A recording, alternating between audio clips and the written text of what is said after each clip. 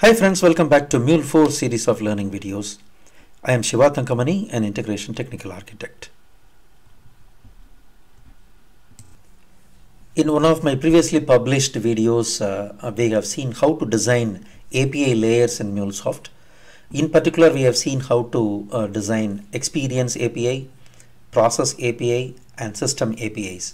So these are all different layers, which either we can deploy as an individual microservices, one API for each implementation, or sometimes you may combine together everything under a single API, but you will have a logical separation, or you will have different XMLs where some set of XMLs are experience, some are for process, and some are for system APIs. So you can design based on your convenience. In this video, we have seen how to handle errors between the layers. So for example, if there is an error occurred in system API and we need to propagate back to process and then back to finally to experience layer. So in this video, I'm going to give you a small tip on how to handle errors in system layer before it's passed on to experience layer. Let's get started. So first we are going to design both system and experience layer in a happy path. And this is going to be a working session, and this video might take a little longer, so please be patient. So let's create a HTTP listener.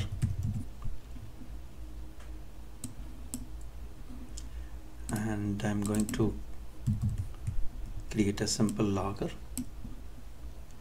And let's call this system API.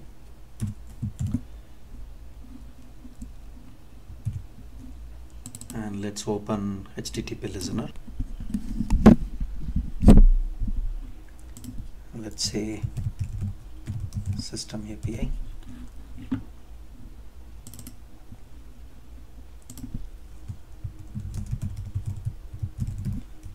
So we are going to say API successful, and let's run this.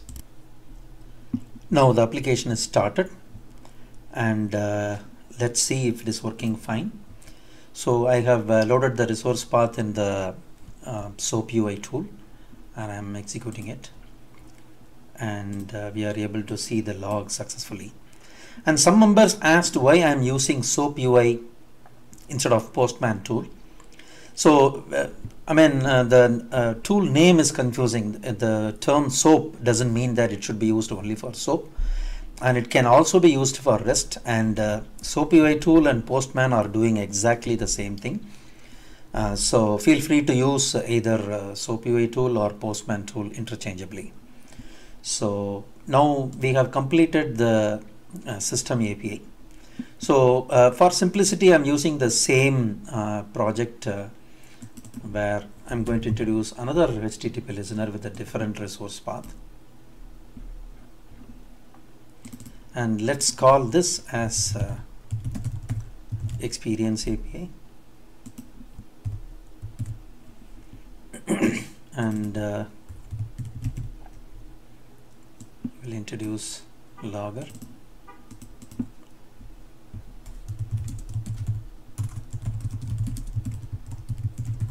So let's say API invocation successful. And let's save this. Let's restart it. Now let's check experience API, and it's successful. So API invocation successful. So now we have both experience API and system API. And while you are understanding, you need to understand that these are two completely different APIs and deployed in a different vCores. So now let's introduce some functionality in the system API. So for this demo, I'm going to invoke a simple SQL statement, simple SQL select statement from MySQL. So let's choose database select here.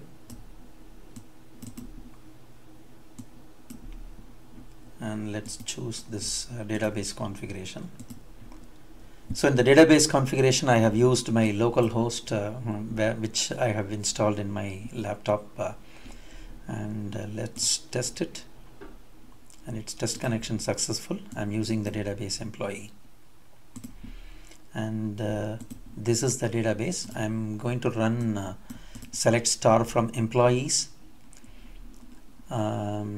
So there are 2 records that are already. So let's put it here, the same select statement, we will put it here. There is no parameters, etc. For demo purpose we will keep it simple, and we are going to introduce transformation. Now let's drag and drop transformation, and let's make this as JSON, and we are going to say results payload. So let's run this and see what's happening.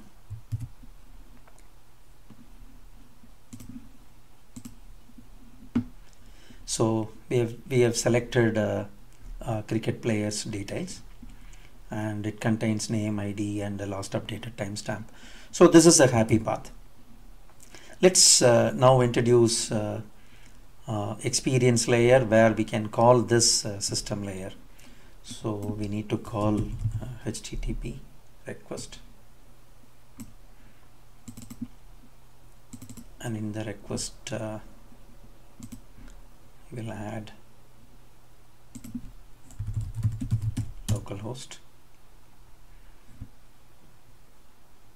It's 808081,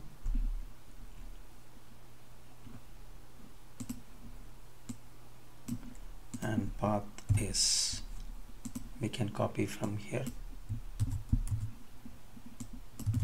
it's system API. Let's restart this. So now we need to call experience API.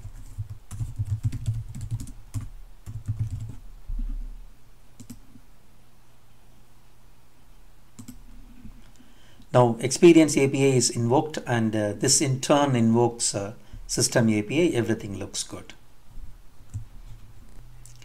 And now we need to streamline the schema, because before we start looking into error handling. So in one of the previous videos I explained the framework for creating error handling, and the basic necessity of error handling is to have the schema consistent. Say for example, always you need to have status, response data, and in case of error you need to have message and the detailed message error description. So in order to have that consistent response, we are going to alter the transformation in a canonical standard. So we are going to say status success, and either you can have results or a message, and you can have it as a payload, or you can say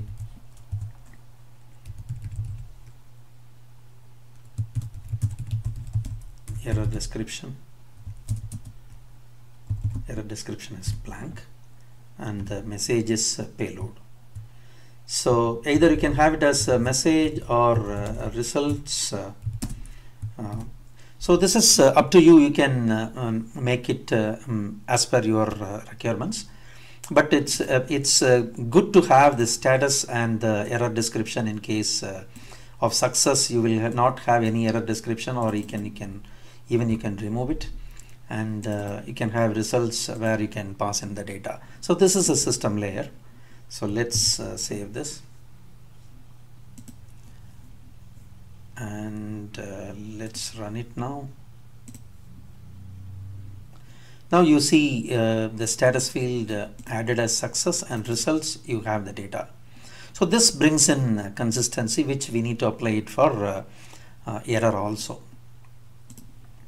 So now what we are going to do is we are going to go to the services, and then we are going to stop MySQL service. And now you will see surprise, and while we are calling Experience API, let's see what happens. So now it breaks abruptly. For example, from JSON it switched to the switched to its own format where it's giving internal server communication error, HTTP error 500. So this is what happens when we don't handle it properly, and this is what we are going to see on how we can do that. And so let's investigate what's happening first before we start making any decisions. So in order to do that, what I'm going to do is we are going to use error handler.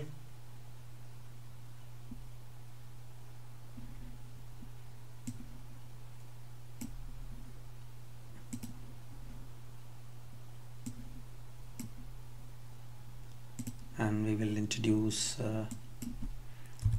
logger.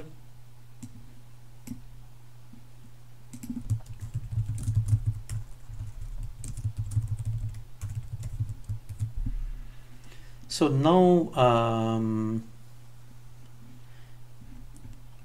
we are going to toggle the breakpoint, and we are going to stop, and we are going to run this in the debug mode, and we are going to investigate how the error looks like. It's very important to understand the error structure in detail. So for that, let's save this, right click, and you need to go to the debug as debug configuration.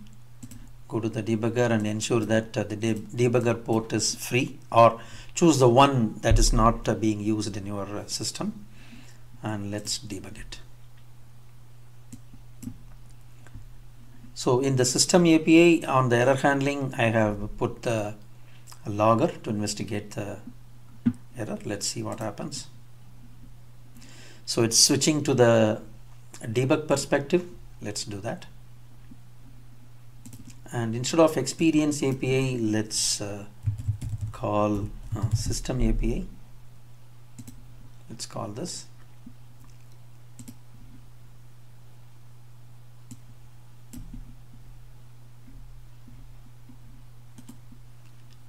Let's toggle the breakpoint here, and let's try this one more time.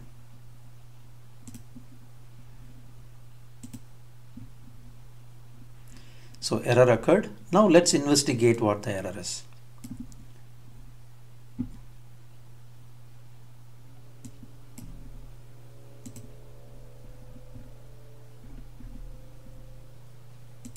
Let's switch to the next object,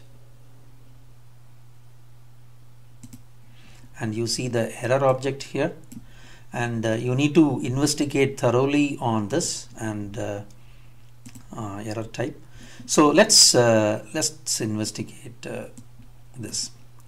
So attributes and other things are common, which we don't need to take a look at it. But when you encounter an error, the error object is created, which contains all the necessary details for you to troubleshoot. So based on your requirement or based on the standard, you can bring in somewhat meaningful error in system layer, because you don't need to bring entire error that's going to confuse, and you need to bring some user-friendly message so that Experience API can use access.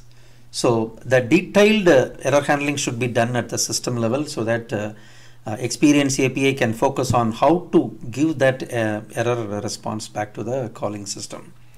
So let's investigate this. So so when you display error, it's an entire error implementation object, and we don't want that. So let's say error dot description. So this is the error description, which will be sufficient because this is so short. And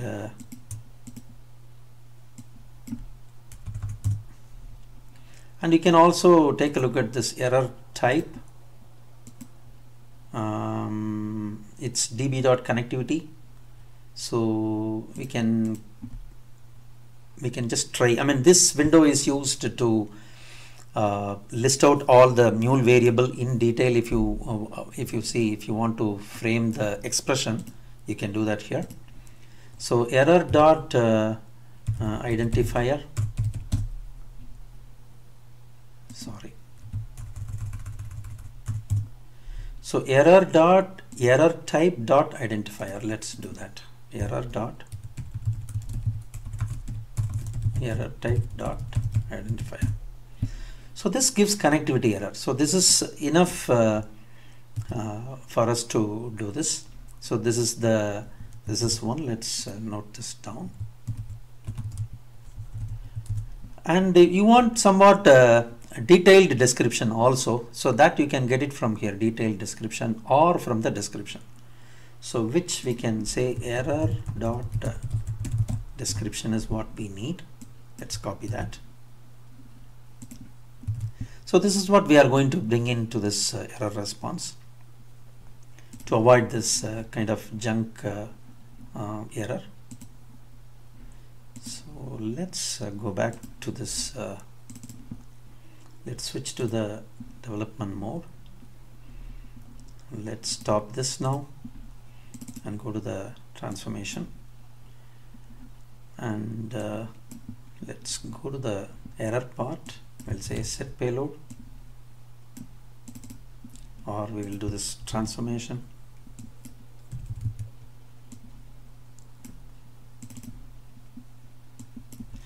So make it to JSON, and we are going to consistently name the fields with as per the success, and only the error details differ.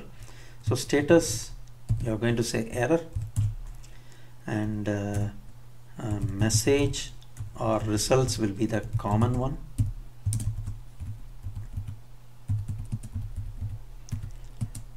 And this will be the one that we have taken. This is error type identifier.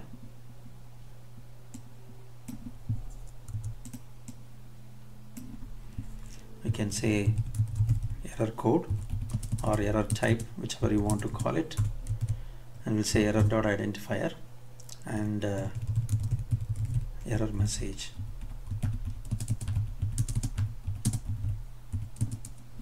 So error message, we can say error dot description. That's it. We saved it, and let's run it.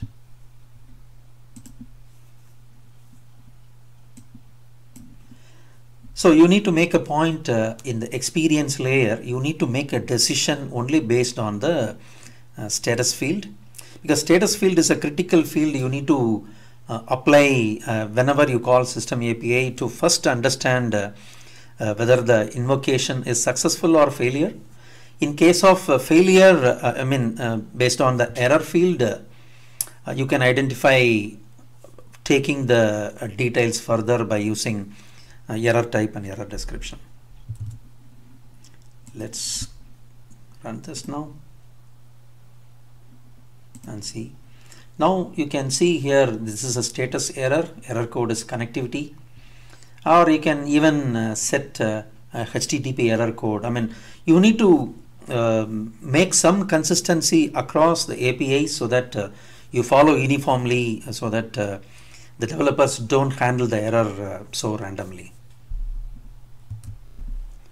Now there is one important piece of code that we need to do, and you should have observed it. Let's go back to the SOAP UI tool, and the error response looks good. However, you need to take a look at this raw in order to see the complete status.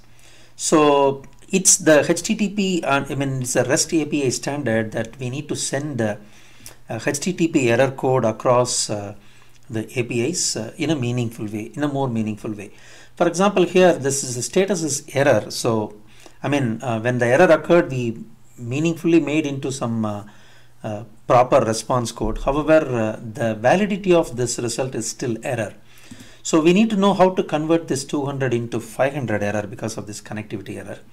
Let's see how to do that.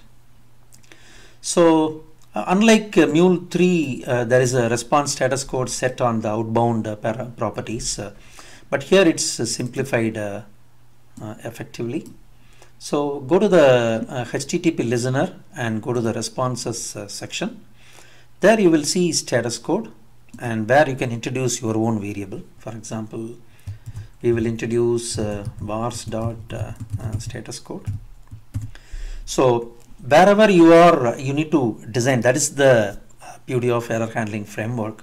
So you need to decide one proper status code across the API, and wherever you want to set, or wherever you are deciding the end response with either success or failure, you need to set it properly. Otherwise, it will be 200 by default.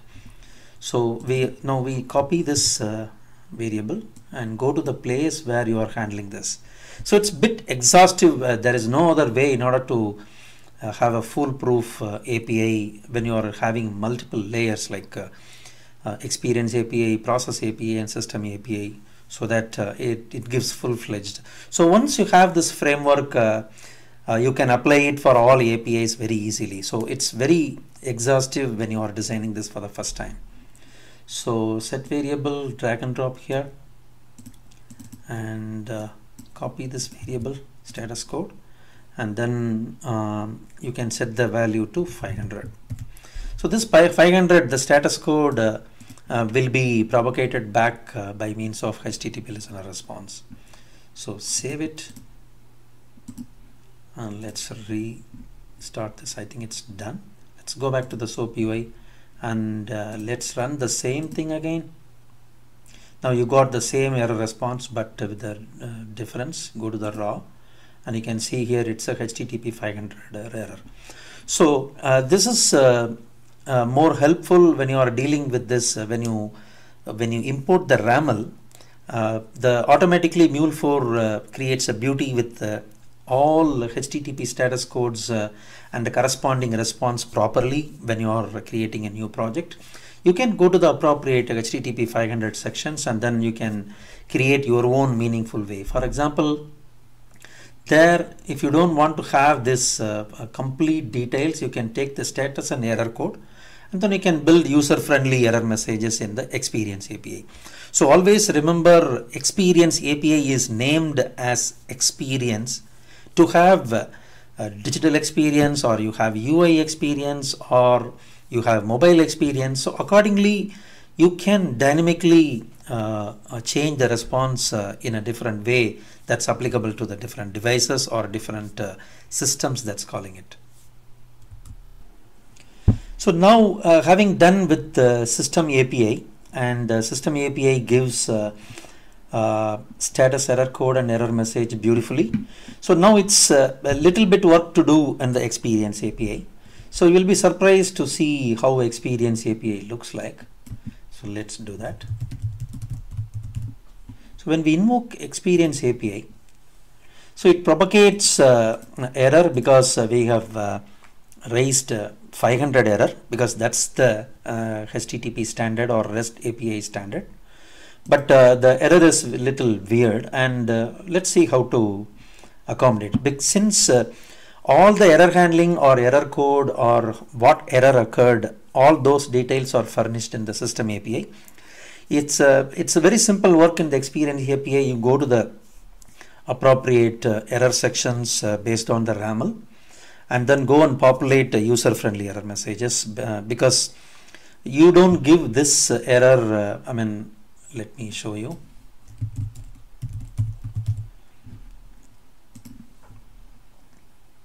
So this is say cannot get connection for URL, etc. Imagine you are working on a payment in the banking UI. Imagine you are getting this cannot get connection URL JDBC, then it doesn't make any relevance to the user to take a look at this.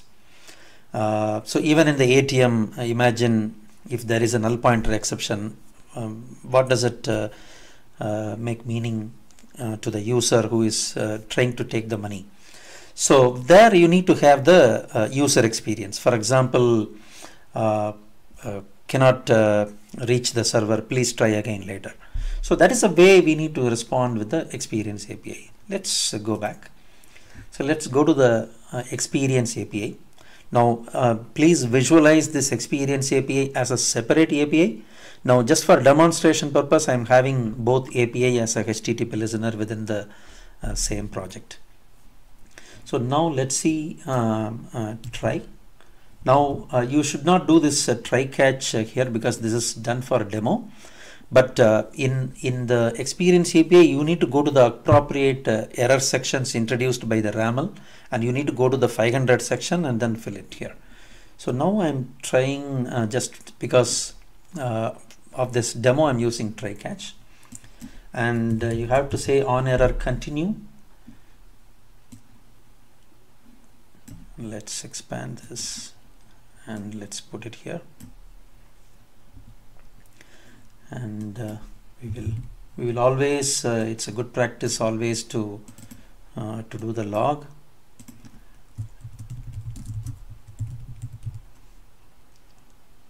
Error occurred, and always you need to display the correlation ID, which is a message ID, so that when you want to take a look at the particular transaction, you will see the end-to-end. So always you must have a habit of wherever you log, you need to log the correlation ID in 4.x version, whereas it's message.id in terms of 3.8.x version. So here again we need to introduce transformation, and here we have to introduce JSON. And you know for sure status is failure, and so what is the error we have? Error code, connectivity error. Always you remember here you need to bring in only user-friendly message, but the error format should be consistent. Error message,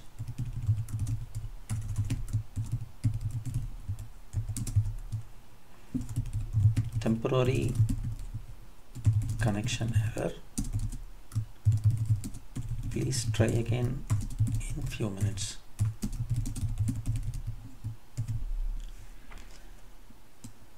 So this is the message that we formed, which is user-friendly message, because you know for sure when this comes to this location, it is for sure connectivity error, because the error 500 is already propagated to the Experience API.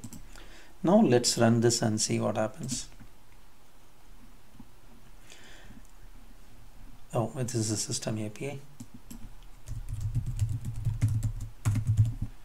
Experience API.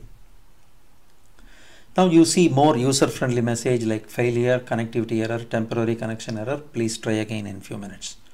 So let's go to the raw and see here it is HTTP 200, and this one we should have set 500 because RAML would have set this HTTP status 500. You don't need to worry about it. And still, if you want to make this error 500, you can use the status code. We can do it the same way. Set variable.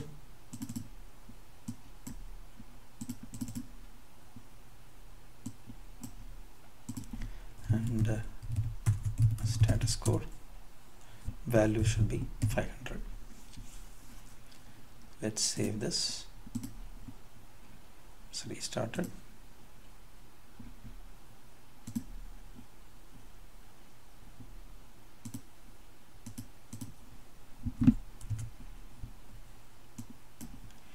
And the variable should be set in this error handling Experience API listener.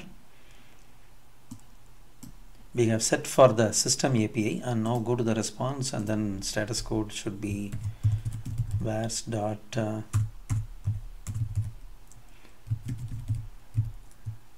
status code.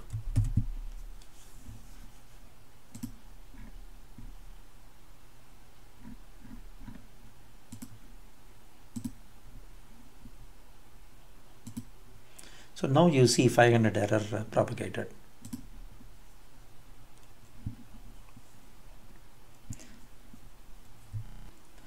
So that's it in this video. We have seen how to handle the error in the system layer, and then we have seen how to propagate it back to the Experience API, and also we have seen how to convert those into user-friendly message in the Experience API. So the same way, if you have a process layer in between, a process layer can be made very simple because it's not visible back to the calling system. So you can just give back the same response as received from the system API. Or if you want to have some intermediate transformation, for example, you can convert back to canonical form. You can do that in the process layer. But in the exception handling, it remains the same. So hope you find it useful, and if so, please hit the thumbs up button and subscribe my videos. Soon I will come up with more interesting and useful topics. Again, thanks for watching. Bye.